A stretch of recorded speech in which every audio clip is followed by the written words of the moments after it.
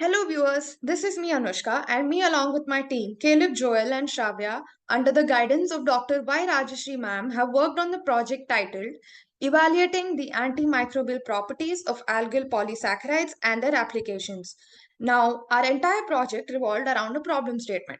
The problem statement said several studies previously have showed that average personal protective equipments like masks and gloves do not provide enough efficiency in preventing microbial contact. So, through this project, we aim to develop a highly effective personal protective equipment, which is a mask, which shows effective antimicrobial properties and also can help in reducing infections.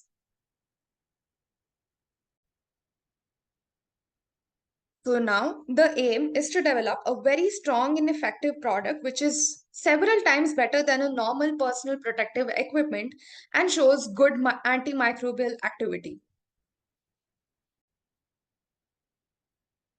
Keeping this in mind, we come to the aim of our project, which says evaluating the antimicrobial properties of microalgal polysaccharides incorporated with nanoparticles against bacteria and viruses and studying their potential applications. Now, why are we using algae? Algae are a diverse group of organisms, as we all know. They exist as green algae or diatoms. Now, algae are also said to have produced many capable of producing many bioactive compounds which inhibits the growth of pathogens like fungi and viruses. They're also biodegradable and easily available. So combining the use of algae and the properties shown by nanoparticles, we aim to take our project further. The objectives of our project are broadly divided into four main steps. First being extracting biomass from different species of algae, which are already listed in the slide. Next, we study the synergistic effect, that is the combined effect of metal nanoparticles along with polysaccharides, and study their amazing binding capacity on textiles, because this, when worked together, enhances the antimicrobial activity, which when put on a textile, that is mask, shows the desired result. Third step being studying the testing the antimicrobial property of all kinds of bacteria, including gram positive and gram negative bacteria. And last, which is our end goal of the project, is finding an ideal coating method that can be used to coat on fabric and can be declared as a very efficient self-disinfecting personal protective equipment. The novelty of this project is basically creating a biological barrier which, when combined with nanoparticles, can show great antimicrobial activity and also find a coating that does not harm its users. Now, why are we using nanoparticles? Nanoparticles, increasing the content of nanoparticles shows to increase antimicrobial activity and also increase the ratio of surface area to volume, which inhibits the microbial growth. So this is the reason behind using nanoparticles, and that gets us to the novelty of this project, which is the incorporation of nanoparticles into algal biomass. And lastly, coming to producing an antimicrobial coating which is biosafe and biodegradable and does not harm the user nor the environment. Moving ahead, we go to the workflow chart of this project. Now, moving on to the workflow chart, you have 6 major steps, as you can see. Starting off with collection of microalgal species from external sources, we have sourced our 3 strains from CSIR IICT from Dr. Venkatamohan Lal Sir's lab. Moving on to the second step, which is cultivation and growth of microalgal species.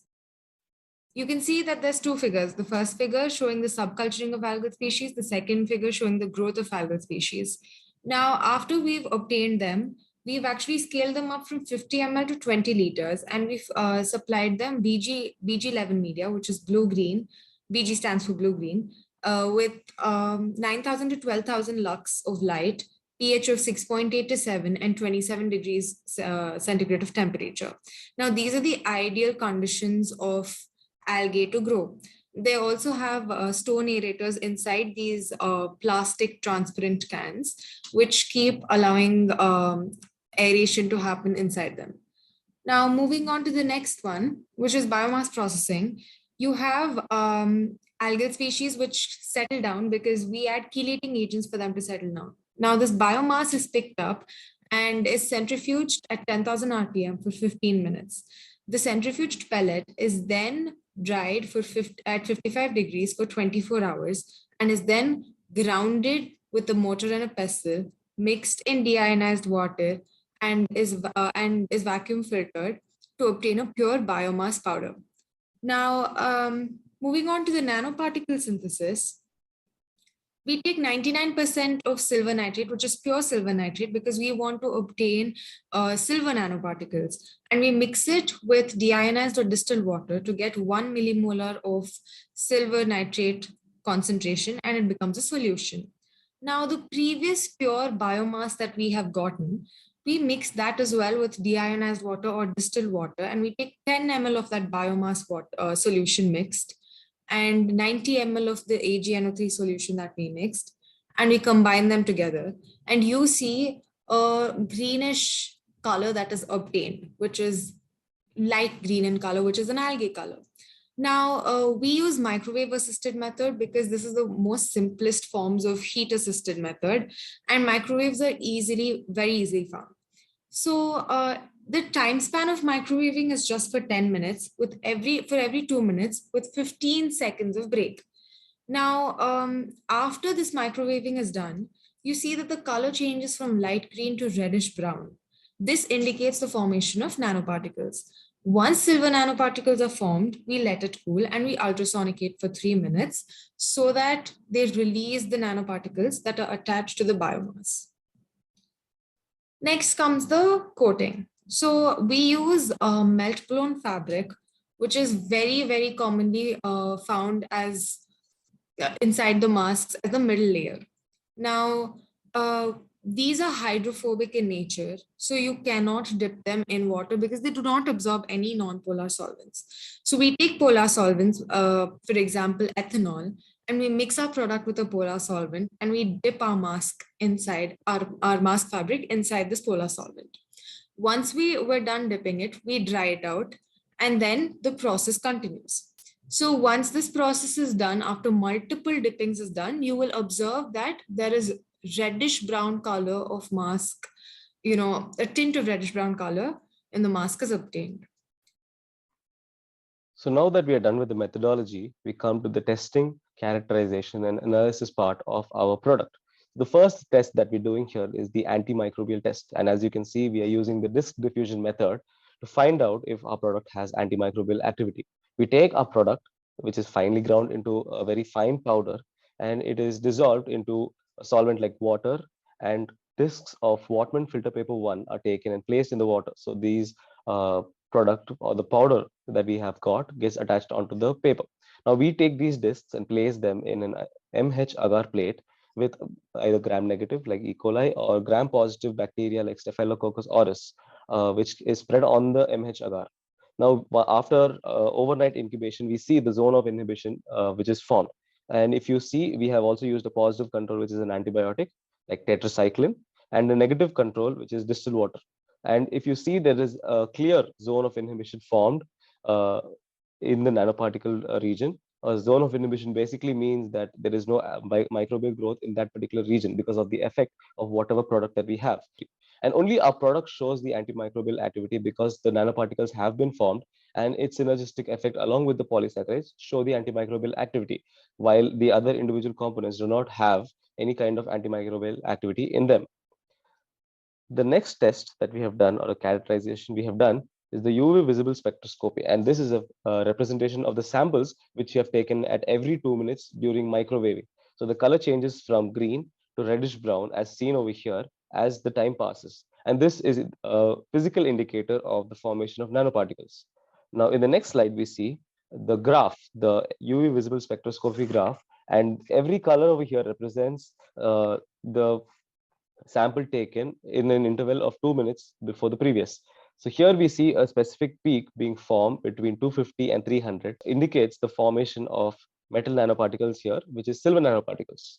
Now, in the next analysis, which is SEM-EDS or scanning electron microscopy, we see that the nanoparticles formed are spherical nanoparticles ranging from 11.73 nanometers to 30.58 nanometers. The EDS, or energy dispersion spectroscopy, specifically see in the 3 keV region a peak which is seen over here, a steep peak for silver, or Ag over here as it is denoted, showing that the silver nanoparticles are formed along with other components which are present in the algal biomass as well. So this is a very clear indication of the formation of silver nanoparticles. Now, another test to prove that silver nanoparticles are formed from the algae, we have FTIR, or Fourier transfer infrared spectroscopy. FTIR cannot be used to identify nanoparticles because metal nanoparticles, or metals in general, metal ions, do not absorb any form of infrared radiation. Here, this is the cultures FTIR graph, and now the next graph over here is the product. So in the product graph, we specifically see in the 3295 wave number and the 1627.58 wave number, the formation of polysaccharides, cyclic peptides, and even in the 1020.96 region, aliphatic amines. So the presence of these particular bonds show that these are actually present only when you have the synthesis of nanoparticles and the stabilization of nanoparticles. So it's an indirect indicator to the formation of nanoparticles in our product. So finally, we come to the next final result of coating. As you've seen in the methodology, we use the LBL coating method, or layer by layer. So coming to the end of our presentation right now, we have been able to identify the antimicrobial activity of the polysaccharides in synergistic effect with nanoparticles. So this product, what we have, contains very valuable product, or a valuable property of antimicrobial activity, which can be used for various diverse purposes. And in this specific forum, we are using it to produce self-disinfecting personal protective equipment. So your general protective equipment, as we mentioned in the problem statement, that it shows not more than 70% of efficacy in particle filtration. So it says that beyond a certain size, it is not able to filter. So particle size is smaller than the pore size of that fabric will easily pass through. And a lot of conditions where we see that viruses, virions are much smaller than your pore sizes of the mask fabric.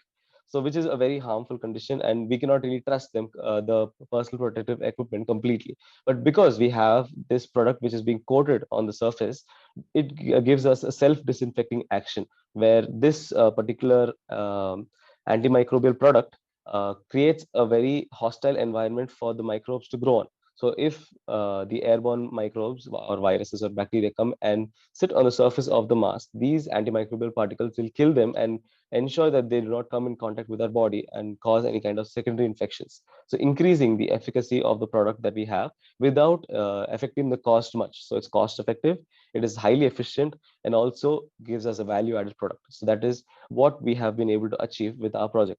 So we've come to the end of our project, and we hope you guys have understood what we have told here. Thank you for being great audience.